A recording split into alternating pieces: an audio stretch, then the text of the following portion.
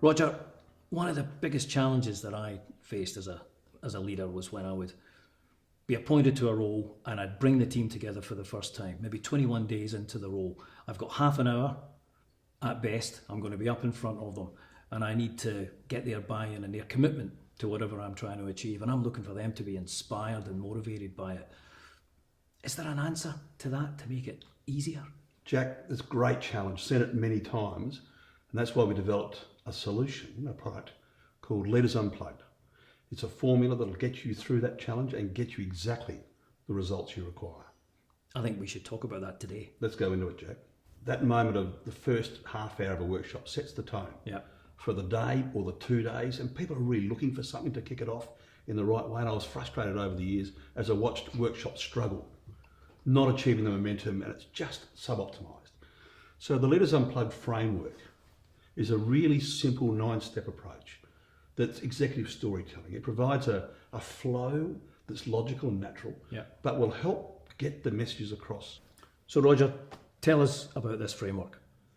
Jack, it has 9 steps, and it's logical, it's easy to follow, and quite intuitive. So let me take you through those 9 steps. The first one, if we're together as a group in a workshop, before you go forward, you've really got to go back a bit. That's really important to set the scene. So the first step of Leaders Unplugged framework is recognise achievements. And it comes in a couple of formats. If you've been there a while, you've got some stories to tell. You've got performance numbers, you've got key personnel, key events. There's things that everybody knows about that you can speak to, and they'll start connecting with your story. If you're new to the organisation, you haven't got that.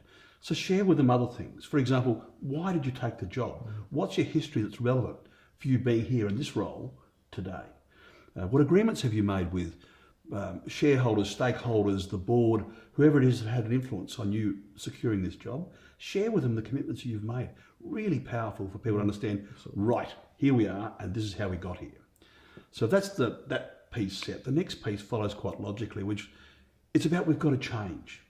Inevitably, every organisation, every context, the market's changed and the context has changed. If you're in government, there's a change of government, change of minister, change of political imperative. There's any number of reasons why we need to change. We need to bring those to the surface, and that sets the end of the second step. The third step is give me a sense of the vision that you've got as the leader. Not precise, not down to wordsmithed in 2 lines, but give me a sense, like the picture of a jigsaw puzzle, Jack. It's what's around what's the edge, what's the scale of this vision that you have at a personal level for this team, even as an organisation, if you're capable of doing that as well. Just give them a sense of the vision. And then, because we don't have unlimited time, we don't have unlimited resources, let's get real. What are the big important things that underpin that vision? And I call them bits, B-I-T, but what are the big important things that we need to get absolutely clear and right over the coming period? 6 months, 12 months, 2 years, whatever it is, that's the important framework. And with that in place, that's sort of half the story told. The next piece is, where do I fit into it? So if I'm a member of the audience here, you've given me the picture, you've told me a story that I want to engage with. Where do I fit in? And this is a really powerful moment for a leader.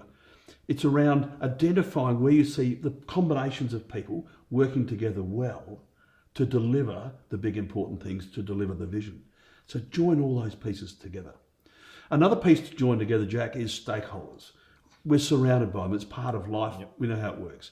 So who are they? Why are they important? And how are we going to approach them over the course of the coming months or years? Really important to get that very clear, because we don't have full control of our world without involving our stakeholders. So we've done pretty well at this point. We're about 2/3 the way through, Jack. And then comes the next piece is, as the leader, what can you expect of me? So let's set some boundaries here really clearly. What's non-negotiable for you as the leader? What are the things that are really important to you? It even comes down to how to communicate with me to get my attention, for example. And where I go under stress or normally. And that's a learning curve that sometimes takes 6 or 12 months, in particular if you're new to the organisation. But here's a chance in a minute or two to say, under pressure, this is how I conduct myself and where I go. But normally you'll find me this way or that way. That's really powerful and very human as a leader, very human. That's one part of the obligations, the expectations. Let's change the polarity of that. And as the leader, what do I expect of you as a member of this team, of this group of leaders? And you'd set some boundaries again here, expectations, performance reporting, performance activity, how to interact with your colleagues. Let's set some boundaries here really quickly. And that's that piece of I have, as leaders, expectations of you as a member of my team. The last piece of the puzzle here is the planning, the go forward. So what are the deadlines, the deliverables, the time frames that are really important for everybody to get clear about? We've got a report to make to the board or the shareholders or the minister within a period of time. Let's get that really clear so people know what the sense of urgency is that might be attaching to the work we're about to do for the rest of the workshop. You know, Roger, we've been lucky enough to see hundreds of these over the years that we've been working together, where the leaders been upfront doing this. As we reflect on it, what have been the things that have either made it successful or, dare I say it, perhaps less so? I've seen a few, Jack, that haven't been quite so successful. So let's go to the positives first. Those that have really succeeded have done the preparation. This is not something to do the morning of the workshop at 8 o'clock before you start off at 9. This is not that activity. This is something that takes some thought over a period of time to get the right points in the right order properly constructed in your mind. So it's the prep in advance that's important. So that's a key piece. And the preparation in the room is important as well, isn't it? I mean, I reflect on a big test for me is if I'm running one of these events, and if the leader hasn't turned up an hour before this starts, I know I'm in a bit of trouble because they haven't taken the time to come in, work out what the room looks like, where their audience is going to be, those sorts of aspects. What have you seen in that space? I think the positioning piece is really quite important, Jack. Often I run a workshop and it's a U-shape setup. This is not something to deliver at a point around a table. My recommendation always to the senior leader here is come up the front. Stand or sit, whatever's comfortable for you. The standing is got its significant benefits that come from that. Don't sit at the table at the U-shape. It just looks like another meeting table. You haven't marked a difference. The positioning is really important. And how you hold yourself and conduct yourself. I know it sounds simple, but it really does carry. And people are looking at you. So give them something to look at. Absolutely.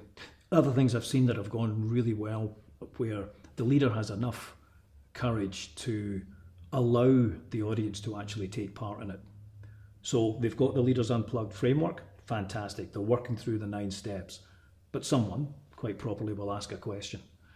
And to be able to actually deviate and spend some time addressing that question, having a bit of a discussion. But the beauty of the framework is, to your earlier point, you can just bring it back to where you are. That's something that has worked really well in the exercises I've seen. But a couple of key mistakes that we've seen. A couple of key ones for me, Jack, and I had one quite recently, where the senior leader here decided to change the order and went to his expectations of the team way in advance.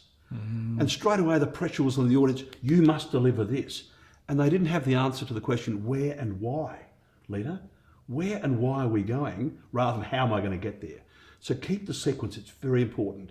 And for 2 reasons. One is it engages the audience if you do stick to the sequence. And you'll lose your audience very quickly if you don't. Flip side of the same coin. But as a leader, as you come off the stage, inverted commas, as you come out of that particular position as the presenter, you will know at a personal level whether it's worked well or it hasn't.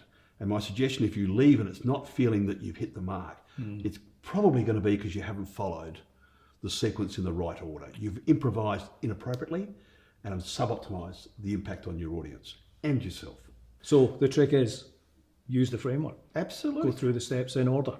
And do the preparation, Jack. Yep. And you can then do that once, use it multiple times. There's pieces of that 9-step framework you can use for different audiences. You can actually use some of that, Jack, for the Christmas party conversation. Recognise achievements, my vision, big important things, and the year ahead. You can do that very quickly, 3 or 4 of the steps. You'd give a different presentation to the board or to the minister, for example.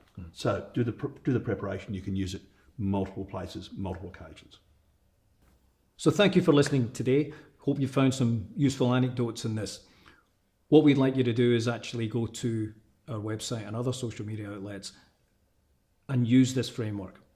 Use it in the next opportunity that you have in your business, when you're in front of your team, when you're in front of your organisation. And really importantly, we'd like to know how it worked for you. Let's share it so that we can continue to share it with the community that we operate with.